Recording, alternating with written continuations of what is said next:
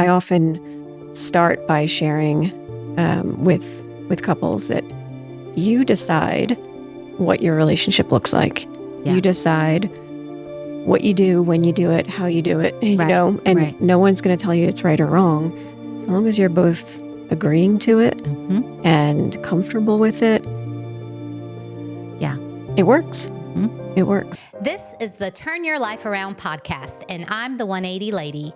I've been helping people turn their lives around since 2007 as the founder and CEO of a large mental health company. The purpose of this podcast is to have meaningful conversations with old friends and new friends, everyday people just like you and me, about how they turn their lives around. We'll discuss all things mental health, fitness, finances, relationships, parenting, spirituality, you name it. My hope is that you can take something away that will encourage you today. I'm your host, Sarah Coates. Are you ready to turn your life around?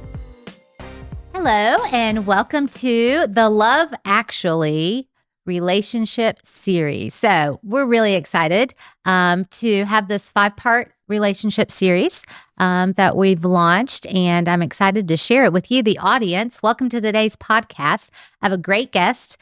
We are going to talk about how to achieve and maintain lasting love and intimacy. And so I want to welcome to the podcast, welcome to the series, Allison Ernest. Allison is a licensed marriage and family therapist and certified sex therapist. And one of the things that I think is so great is all of our guests for this 5-part series have been married for at least a decade or longer. Not that any of us are experts in marriage, but certainly I think we've helped cultivate and maintain lasting love and intimacy thus far. And so some of our guests have been married 20 years or more. One of our guests coming up, he's been married for 50 years. Actually, I think 51. I've been married for 21 years. Allison, you've been married how long? Almost 14. Yes, definitely a long time. Thanks so much for coming on today and sharing your knowledge, your relationship advice. How long have you been a licensed marriage and family therapist? So I have been, first of all, I'm happy to be here. Yes. This is such an important topic. And I was excited about it. So I've been a licensed marriage and family therapist. I've been licensed about, somewhere around 11 years, in the field about 13 years. So almost as long as I've been married. Yes. Makes sense. Yeah, it does make sense. And so we are here today to talk about how to maintain lasting love and intimacy, a great topic for couples. And you see a lot of them, don't you, in your practice? I do. I think about 50%. I never actually did the math, but probably a majority of my caseload is couples. Yes. And even if I'm seeing one person in the room, I'm still talking about their relationship or talking about, different relationships in their lives. So to me, I'm always seeing couples. Yeah. And what led you to become a certified sex therapist? I know there's an actual acronym for that. Mm-hmm. So I'm an ASEX certified sex therapist. So that is the organization that I was certified with, the Association of American Counselors, Educators, and Therapists. So I am a certified sex therapist, and I've been certified for about 3 years, a little over 3 years, and started that journey actually in grad school. So the program that I was in Philadelphia at Thomas Jefferson University was a couple and family therapy program.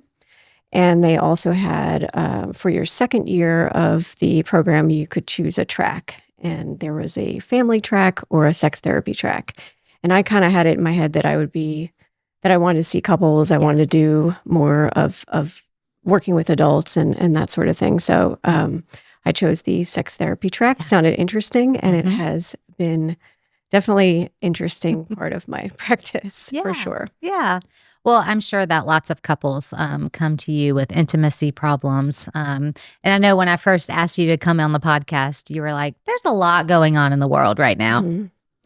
Yeah. I mean, to be real, when you first asked me to do this, my first thought was, oh, great. I love talking about love. This is one of my favorite topics. And then my second thought was, there's so much going on.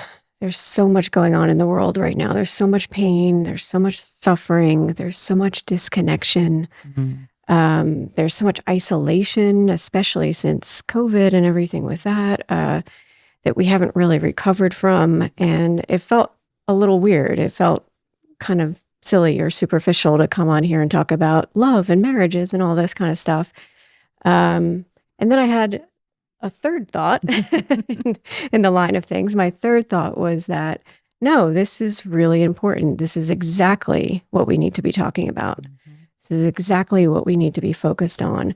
Because if you've experienced any kind of love, the experience of that connection with a partner, with a friend, with a family member, with an animal, with nature, with a God or a higher power, anything like that, if you've experienced that real, true, authentic connection, that experience of love and joy, then you know how important this is. And we know how important it is to protect it and maintain it and do everything we can to make it last. Yeah, for sure.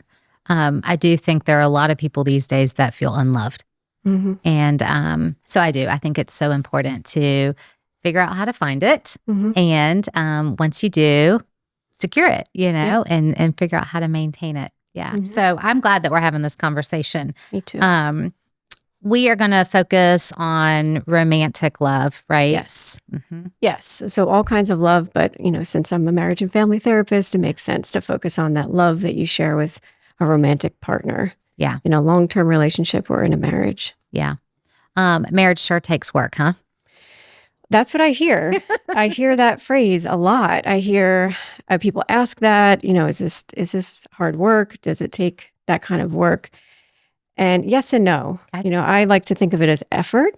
It takes effort. It takes making that conscious decision to show up, to do what it takes to be part of something, The connection is a choice. Actually, just saw on a newsletter, I guess is what you call those emails that you get from anyone you subscribe to. Yeah. I just got one from Esther Perel, who is a couples and sex therapist. And she writes a lot about love. And I just saw in her last one, she said that we need to actively choose connection over convenience. And that just stood out to me. That we are actively choosing the connection, that it's not just there. I think about like the plants that you have in here that are decorating our space. Like you can love the way that plant looks. You can put it in the corner of your dining room and say, I like the way that looks. I like the energy that it brings to my house, all that. But if you don't nurture it, if you don't protect it, if you don't bring it in from the cold when it's winter, if you don't give it water and sunlight, we know what happens. It's going to die. Yeah. So I like this idea of actively choosing that connection and then figuring out how to protect it and nurture it. And of course, she references convenience. And, I'm not alone in saying that it's so much easier just to come home from a long day of work and check out on your phone, check out in front of the TV, whatever it is. I get that. And some of that is okay.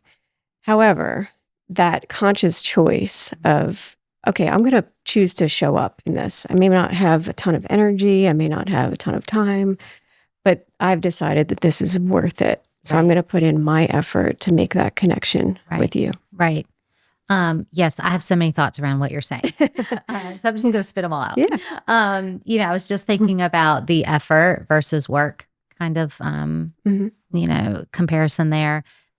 Some people hate work, right? And so if you're kind of thinking of your marriage as work, you're thinking about that sucky 9-to-5 job you go to and you don't like it. And then you're thinking about putting in work with your marriage. You don't want to do that, right? So I like kind of conceptualizing it as effort, putting in effort to tend the plants, to feed your dog. And then, of course, to effort to make connections with your spouse or partner. And yeah, I hear it too. I mean, I don't do a ton of couples work, but when I have, it's that what you're saying, like, maybe I just want to sit on the couch and veg out while my spouse is cooking dinner. Well, that's not very fair, right? They're doing all the work, so to speak.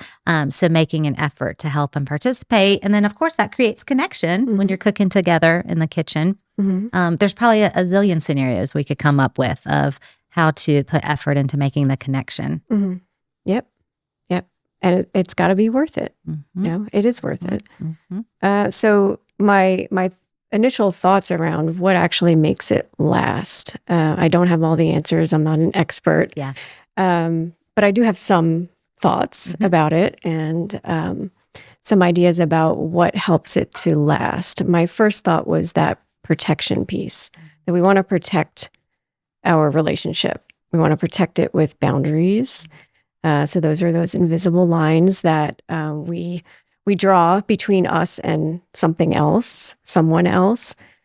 So protecting it with those boundaries can mean protecting it from your work. So it's not just spilling over. Protecting your relationship from your in-laws maybe, or other family members that might infiltrate.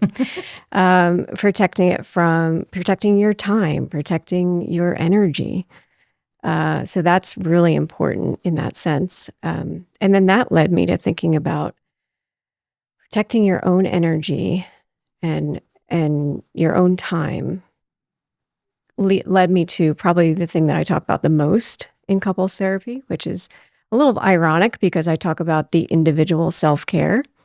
But it's really not ironic because what does it take for each of us to show up in the relationship and be fully present and be able to put in that energy and that time and that effort? So that led me to thinking about self-care and all the ways that we can take care of ourselves so that we can really be fully in the relationship. Right. So, taking care of your health, your physical health, getting enough sleep. Yeah. Of course, the basics. Yeah. Taking care of your mental health, your emotional health, taking care of your spiritual health, your, all those different parts, of course, sexual health, so that you can show up and be the healthiest version of you as often as you can. Right. Right. Yeah, that's so good. What's that saying? You can't pour from an empty cup. Yep, exactly. Right? So you can't give to your spouse or partner if you don't have anything to give. And so how do you fill up your cup? And some people, I do think, take the convenient route of filling up their cup, right? And maybe that's not the best effort for long lasting connection and service to your spouse or partner. Right. And if we show up half empty, let's say, or depleted, a lot of times our natural tendency, I think, is to try to get filled up through our partner. Yeah. Now, if we have two partners showing up depleted, where is that going to get you? Yeah, for sure.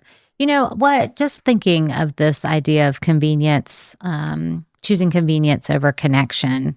I think about the spouse or partner who, they both maybe had long days at work.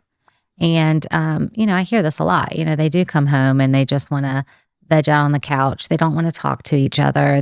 Maybe they want to binge watch TV or whatever.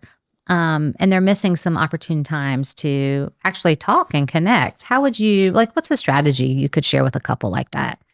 So a lot of thoughts about that.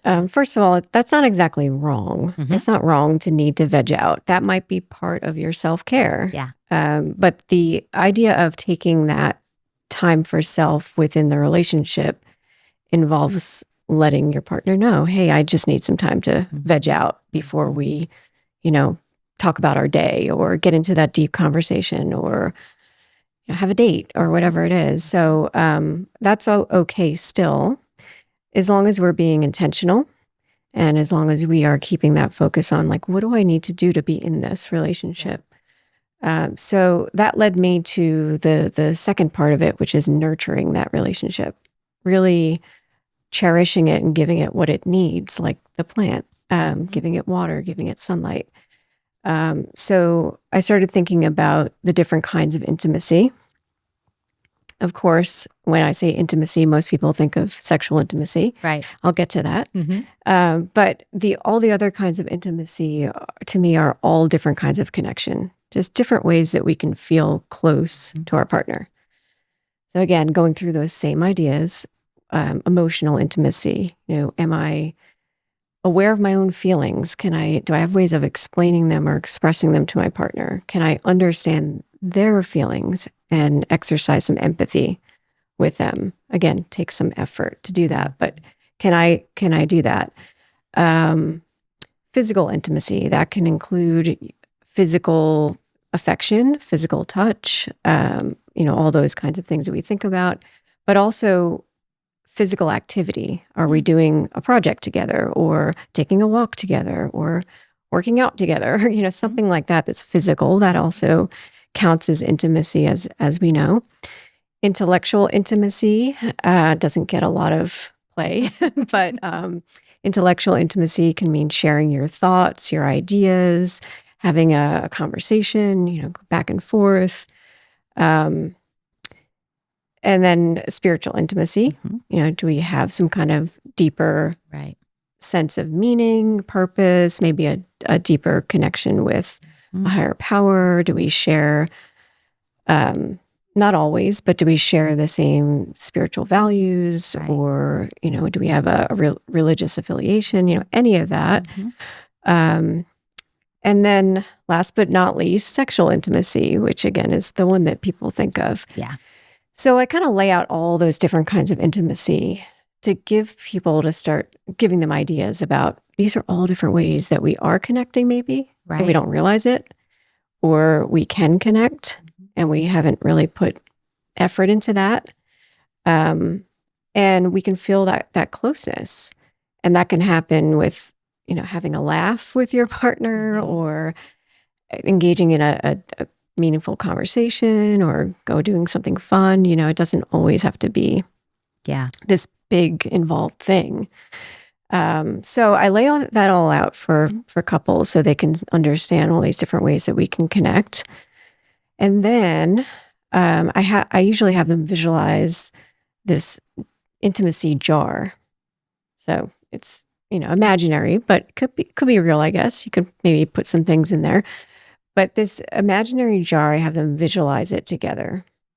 And the idea of this jar is that every day you think about collectively, you and your partner, you think about how do we fill up this jar? Not with one kind of intimacy, not with one kind of connection, but all these different ways. And that sort of can regroup a couple in thinking about, we just have to fill this up.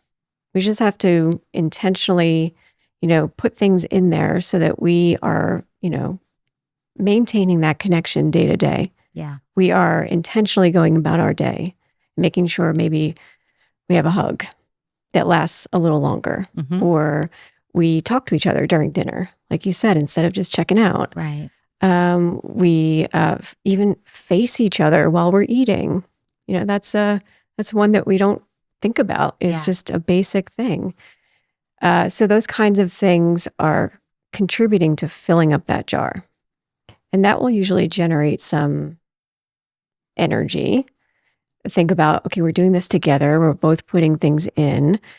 There isn't really a way to measure it. Yeah. So, which, I know people like to know if they're doing it right, but there isn't really a way to do it right. It's just this effort, this intention of filling it up. And another thing that it does or can do is that filling up that jar with all these different kinds of ways to connect also takes pressure on it has to be one kind. Right. Or it has to be equal parts of each. Or a lot of times couples come to me and share issues they're having with their sex life, so this will take some of that pressure off of it has to be a sexual connection for it to count. Right. I say, no, it all counts. If one day you fill it up with just physical connection, great. Right. If one day it's a mix of all these different things, great. So it all counts. And that usually adds like a more positive reframe on this idea of marriage being work or, intimacy building is this hard work, but rather, no, let's try to fill up our jar every day. So I have questions. Yes. Is this an actual jar, or this is a jar they're imagining in their mind? I would say it's imaginary. Okay. Again, so that we don't have, so we're not checking each other or saying like, you put that in there Okay. and I put in more. And, Right. then it backfires and we're just building more resentment. Yeah. I suppose I've heard when I've brought this up with couples, sometimes they'll say the same thing. Is it a real jar? I said, well, you can have a jar and you can put in all kinds of ideas. Right. I don't mind you doing that. Just throw in ideas about how you want to be close or ways that you already feel close to one another. Go for it. But technically, it's an imaginary jar. Yeah. Yeah. And so if it's an imaginary jar, you're just like visualizing the things that maybe you've put in the jar that day. And your spouse or partner is doing the same. And then do you like talk about that later? Could. You could. What do you share with your person? Like, my jar feels empty today. Great. Yeah. I mean, that's more intimacy. Yeah. Sharing that, being vulnerable about mine feels kind of empty, or, even saying this part of it feels a little bit low. Can we put more of this in it? Right. It all counts, but, sometimes we're looking for a little more of something. Yeah. Yeah. So, yeah, I love that. Speak up about it. I like what you said about a lot of times couples will say, our intimacy is suffering, and they automatically think it's sexual intimacy. And I like how you're pointing out there's other ways to be intimate without sex. I mean, it can be other things. And so I think that's valuable, and it takes the pressure off. Yes. Yes. There's no right way to be close. Well, and I think it also made me just then think about couples who have struggled with maybe infidelity in the relationship. And that's probably a whole other podcast. Like, we could do a whole podcast probably on how to repair after infidelity. But, if there has been that, they're not ready to be sexually intimate yet, maybe. And so then there's some other ways that they can be intimate. So it gives them hope. Yeah. Yeah, I think so. Yeah, that's a whole other podcast that I'm happy to come back and talk about. We definitely want you to come and talk about that. Yeah, that's, but just basically, straightforward, any kind of infidelity is a rupture in the relationship. So it's a rupture in the boundaries. It's it just pulls the rug out from under you. Yeah. So these are definitely ways to start thinking about how do we comfortably start to build a connection back. What would you say if you had a couple in front of you and maybe one party really only thinks about sexual intimacy as the only way to be intimate? Maybe they're discounting the other ways. How would you help nurture that? I would, again, it sounds ironic to be a sex therapist, and I feel like sometimes I'm discouraging people away from sex, but I honestly am not. Yeah. I value all parts of this. And obviously, I think sexual health is important, and a healthy sexual relationship is important. But that doesn't mean one specific thing. Yeah. We get all kinds of messages about what that is supposed to be, what a marriage is supposed to look like. There's all kinds of societal pressures about what that should be, and I often start by sharing with couples that you decide what your relationship looks like. Yeah. You decide what you do, when you do it, how you do it, and no one's going to tell you it's right or wrong. So long as you're both agreeing to it and comfortable with it. Yeah. It works. It works. So that being said, when couples do say, well, we want more sexual intimacy between us, or sometimes it's one partner. Yeah. We'll say that. And the other says, well, I think I want that, but I'm not really sure what that looks like. I just don't want it the same way that my partner wants it. Right. So, finding out what's the balance for the two of them, again, that makes sense for both of them, not one or the other. We don't want to build resentment. We don't want to build pressure. That's the opposite of intimacy. So, to figuring out what's something comfortable for both of you that you can both start to put energy into. One thing that I'll suggest is back to the prioritizing the relationship and nurturing it is what I call a sex date and planning a sex date. Right. So as soon as I say the P word, planning, inevitably one or both partners will give me that look, that frown of, ooh, planning.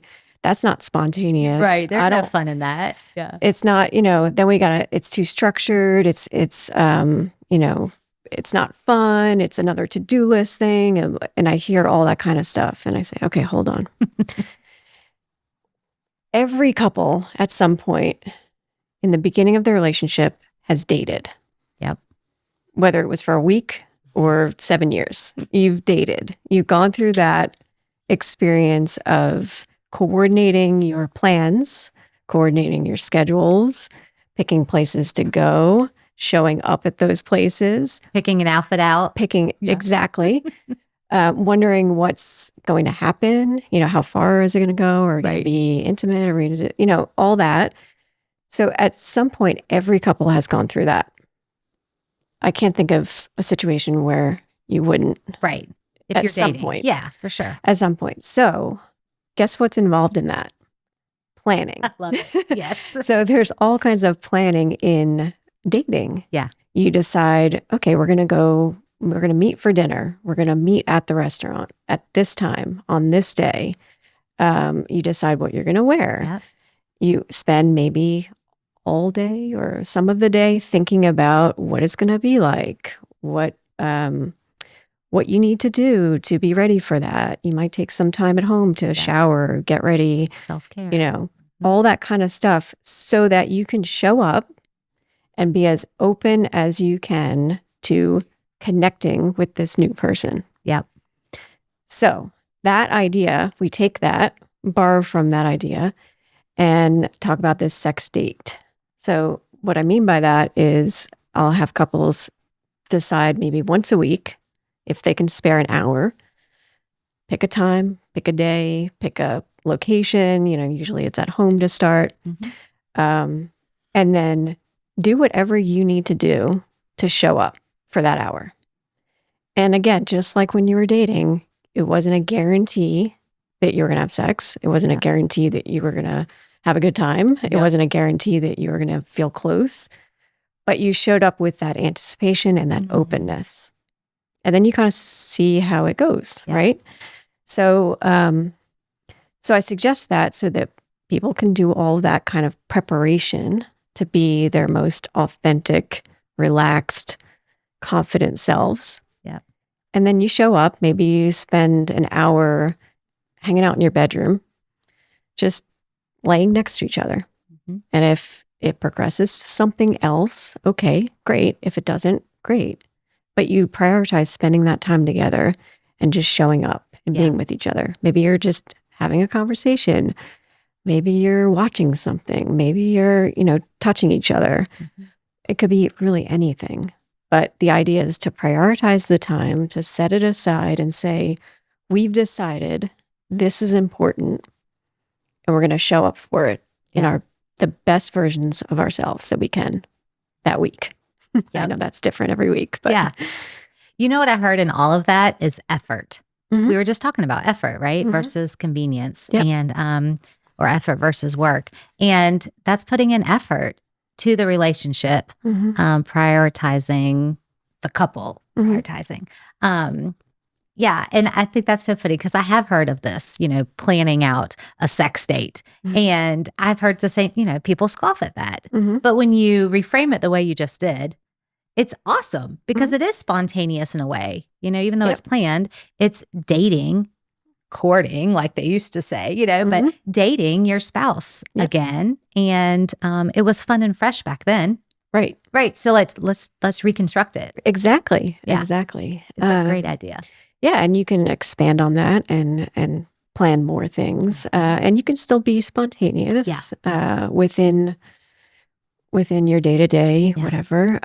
But that's a way to kind of ensure we're setting aside some time to just be together. If we're physically close, if we're putting effort into these different kinds of intimacy or just one or Right. whatever, we're Right. making that choice. What about couples with kids? Because, sometimes I'll hear from couples like, I don't have time. I can't do that. Can't afford a babysitter. Like, there's just a lot of reasons why they couldn't plan a date like that. Mm-hmm. What would you say to them? What would I say? Do it anyway. Figure it out.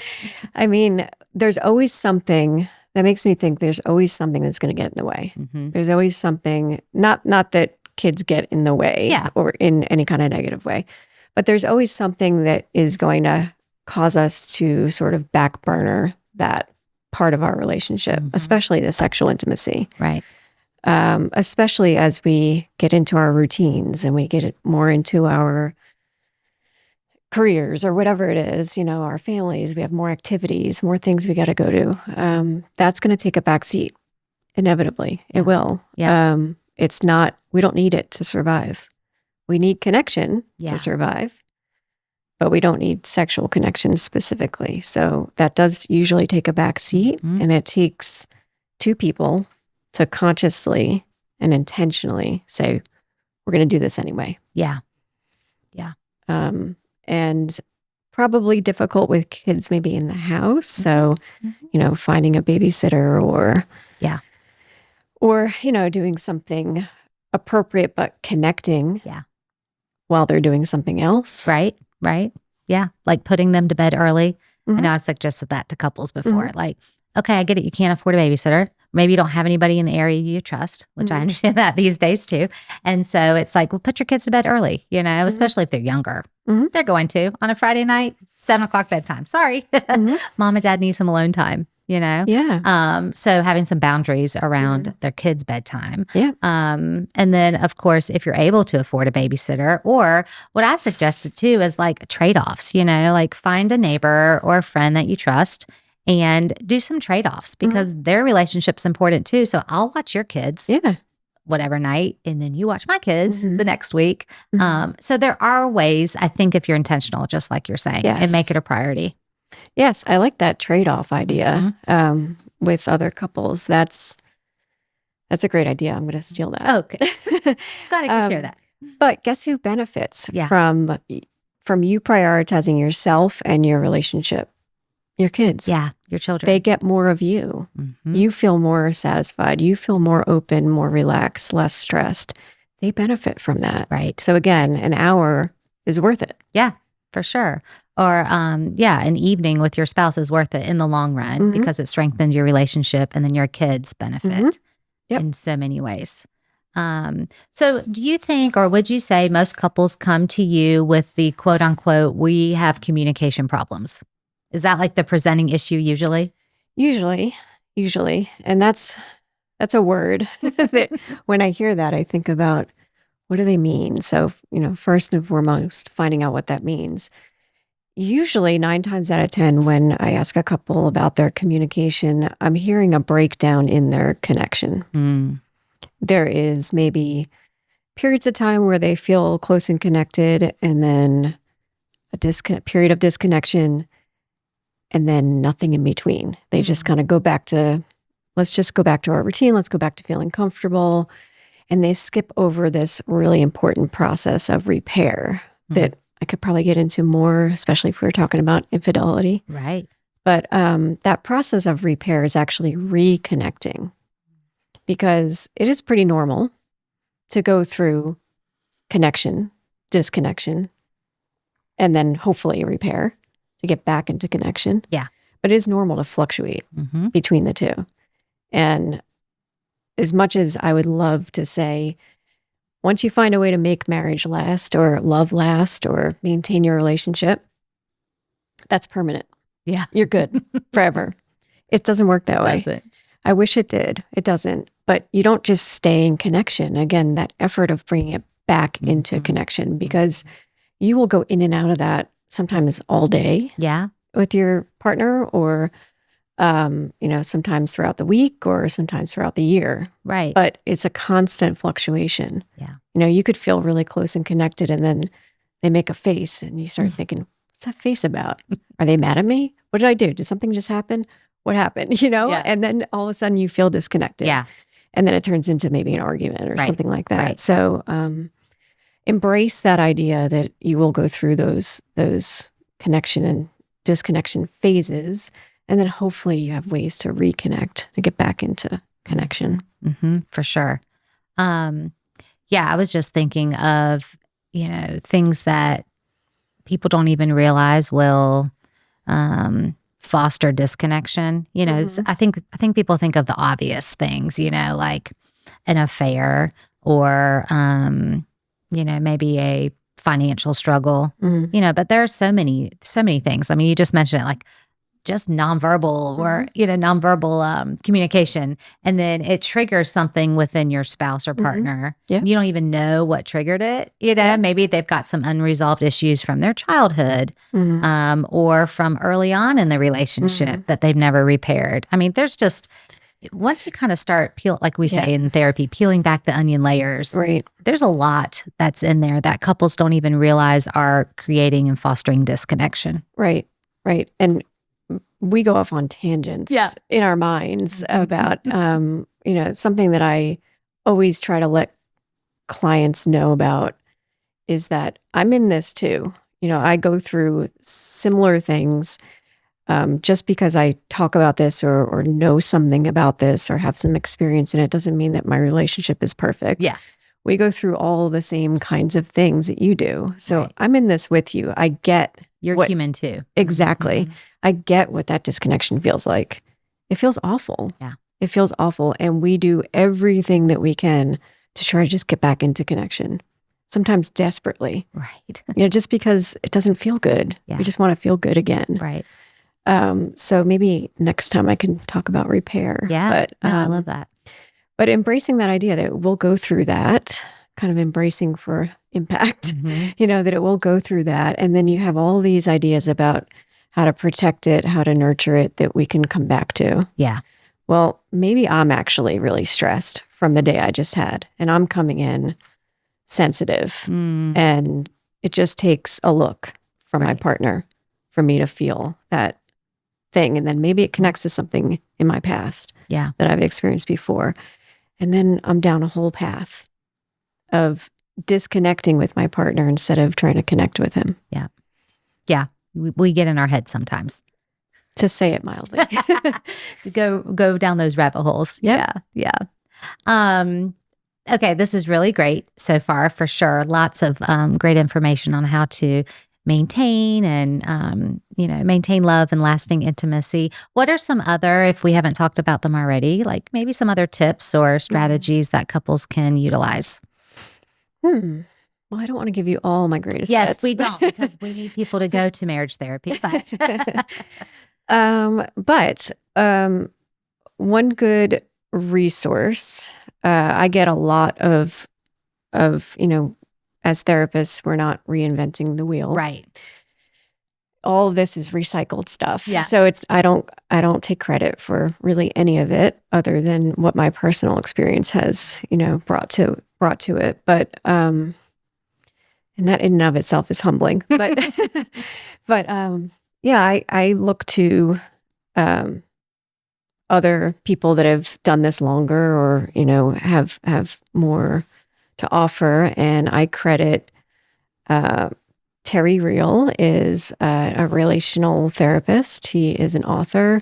Yeah. He's written, I think, 4 books now. And my favorite, probably the most recommended book or anything from that book, the most recommended stuff that I use is from him, because it's so practical and it's so thorough. So the book that I recommend is called The New Rules of Marriage. Okay. And you don't have to be in a marriage, I don't think, to read it. You may not even need to be in a relationship, because it has so much about self-care and about developing yourself and being intimacy ready, and there's just lots of good stuff in there that, you can open it up and just take anything from there and it would be practical and useful. Yeah. So that would be my go-to. Right. And then from that, I take a lot of his exercises to help, couples with their relationship and their communication and their connection. So that's probably my top recommendation. Okay. And then, there are other couples therapists and sex therapists that I look to for ideas and, things to use specifically and tailor to what the couple's looking for or needing. Yeah.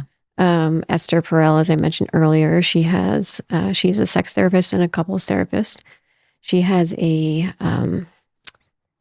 podcast where she actually works with couples. Oh, on the podcast. Yes. Wow. Yes. Which is really exciting because you get to hear real life things. Real life things. It's anonymous, of course, but, private and protected. But you do hear about her work with them, and there's all different topics that covers, of course. Mostly centering around disconnection, though. Right. And she has a few books. Mating in Captivity is one of my favorites of hers. So those are probably the top two that I go to. Yeah. She also just came out with these playing cards, I think. And I tried to find where they were, but these cards they're like conversation starters. Okay. Right. So they're really good for building intimacy or building that connection and kind of leading to other things. Yeah. So that's a good tool to use, something like that. So those are my two go-tos for resources. And then I have over time developed my own things and kind of made them work for whatever the couple's needing. And we can certainly link those in the show notes. The book, Terry Reel's book, and Esther Perel's book, and her podcast. We'll find it. Maybe put a link on there. That's awesome. I think people are hungry for like practical strategies that that they can take away and use. And then, of course, it might lead them to seek out a marriage family therapist, a marriage counselor, a sex therapist. So before we wrap up, share a little bit with the audience. What are some things that a sex therapist actually does in practice? I think people don't really know what sex therapy is. So like, what are the topics or the issues that you're able to treat as a certified sex therapist? Good question. Because I think there are a lot of myths around what that is. It is talk therapy. So it's just a more specific kind of talk therapy that focuses around sexuality and sexual health. And that really can include anything. In my brain, I think about it as anything that has to do with your sexual parts of your body. So I including your brain. So I think of it in those terms, and that can include anything. That can include your sexual functioning, your intimacy with a partner, your relationships, of course. It can include problematic behaviors that you might engage in. It can include your identity or orientation. I mean, it even includes, fertility, infertility issues, hormonal issues, really anything that's associated with that part of the human experience. Right. With sexual health. So, but it always overlaps with everything else, always. So I don't really separate it out too much.